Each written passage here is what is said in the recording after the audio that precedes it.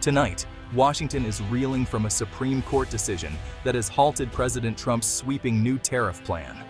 The plan, set to take effect at midnight, is now frozen, sending shockwaves through the White House, Wall Street, and across the country. The decision is a stunning rebuke of executive power, throwing the administration's trade agenda into question. Stock market futures are reacting wildly, and business leaders are scrambling to assess the impact. This is more than a legal decision. It's a moment of national crisis. The very foundations of our economic stability have been shaken. Stay with us as we explain what this means for you and the country. What was in President Trump's tariff plan, and how did the Supreme Court stop it? The American Prosperity and Security Act proposed a universal 15% tariff on all imported goods. No exceptions, no special treatment. The administration argued this would force companies to bring manufacturing back to the U.S. and create millions of jobs. The revenue, estimated in the hundreds of billions, was promised to fund tax cuts and pay down the national debt. The Supreme Court's intervention was swift. In a narrow 5-4 decision, the court issued an emergency injunction, temporarily blocking the plan. The justices didn't rule on the policy's merits, but focused on the law. The majority said the president likely overstepped authority granted by Congress under existing trade laws. Such a broad tariff, they argued, requires explicit new legislation. The ruling presses pause, stopping the plan in its tracks. The court found the groups suing, businesses and states, were likely to win, citing immediate and irreversible economic harm. This is a temporary measure, but it sets the stage for a constitutional battle between the executive branch and the judiciary. The legal fight is just beginning. The nation waits for the next move. This tariff plan is the culmination of President Trump's long-held beliefs about trade. For decades, he's argued that countries like China have taken advantage of the U.S. through unfair practices. His America First slogan embodies this worldview. In his first term, Trump imposed targeted tariffs, sparking a trade war with China. Results were mixed. This new plan was far broader, a universal 15% tariff to force a realignment of the global economy. The administration believed targeted tariffs weren't enough, as companies shifted supply chains to other low-cost countries. A universal tariff would close loopholes and push production back to the U.S. The goal: make American manufacturing the most attractive option, even if it meant higher short-term costs. Politically, the plan was a dramatic way to deliver on Trump's promises to his base. It was as much a political statement as an economic strategy. The message: Trump was still fighting for American workers. The Supreme Court's decision centers on the separation of powers. The Constitution gives Congress, not the president, the authority to regulate commerce and set taxes. Over time, Congress has delegated some tariff powers to the president, but only under specific circumstances. The Trump administration argued economic dependency on foreign nations was a national security threat, justifying broad action. Challengers, states, and business groups argued the president was overreaching, bypassing Congress. The court's 5-4 majority sided with the challengers, at least for now. The justices wrote that the president's interpretation was unprecedented and likely unlawful. They signaled that such a sweeping policy requires clear consent from Congress. The decision is a strong defense of Congress's constitutional role in trade. It's a check on expanding presidential power. Even before the Supreme Court's ruling, the tariff plan rattled the U.S. economy. The stock market had its worst week of the year, and the VIX, Wall Street's fear index, spiked. The uncertainty affected retirement savings and business planning nationwide. In the Midwest, factory towns hoped tariffs would revive manufacturing. Now, that hope is on hold. On the West Coast, ports braced for a slowdown that threatened thousands of jobs. The court's stay is only a temporary reprieve. Farmers, still recovering from previous trade wars, feared new retaliation against American exports. The Supreme Court's decision gives them a moment to breathe, but the threat remains.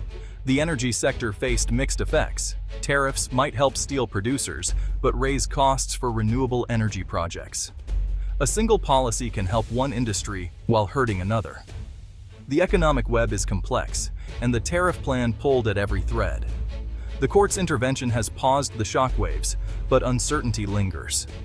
Every region, every sector, is watching what happens next. The stakes are real for every American. The Supreme Court's decision triggered immediate, polarized reactions in Washington. Democrats and some Republicans hailed the ruling as a victory for the rule of law and a check on executive overreach. The Senate Majority Leader praised the court for protecting families and businesses from what he called a reckless economic experiment. Democrats called for hearings to investigate the administration's actions and to reassert congressional authority over trade. On the other side, President Trump and his allies erupted in fury. Trump called the ruling a disgrace and accused the court of siding with globalists against American workers. His supporters in Congress vowed to fight back, framing the decision as a betrayal of the American people. The narrative of a deep state judiciary is resonating with Trump's base. For them, this is proof the system is rigged against their movement. The decision has poured gasoline on an already raging political fire. The division in the country is growing deeper by the hour. The political battle is just beginning.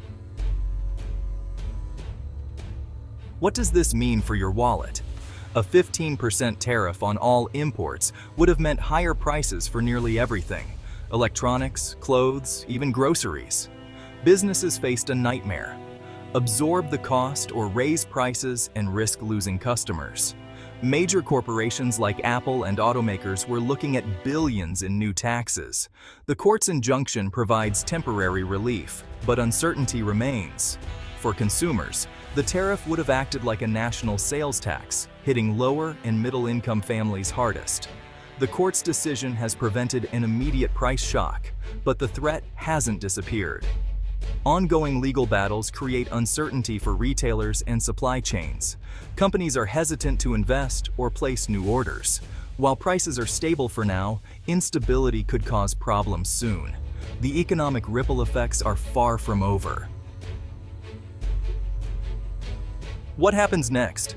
Leading economists say the Supreme Court's injunction has averted an immediate economic crisis. Dr. Julia Chen, former Federal Reserve economist, told us a universal tariff would have triggered stagflation, rising prices, and slowing growth. The court's decision has pulled us back from the brink, but uncertainty still drags on the economy. Economic forecasts are being rewritten. The threat of tariff-induced inflation is gone, but political instability is now a major risk. From a legal perspective, the battle is far from over. Professor David Strauss, constitutional law expert, says the injunction is temporary. The case will return to lower courts and could take years. He believes the challengers have a strong case, but the final outcome isn't guaranteed. The administration will argue that modern security threats justify broad executive action. The president could try to declare a national emergency to revive the plan, triggering new legal fights. The only certainty is a prolonged period of legal and economic uncertainty. The country is bracing for more twists ahead. The stakes for American trade policy and the economy remain high. We'll keep you updated as the story unfolds. So, what now?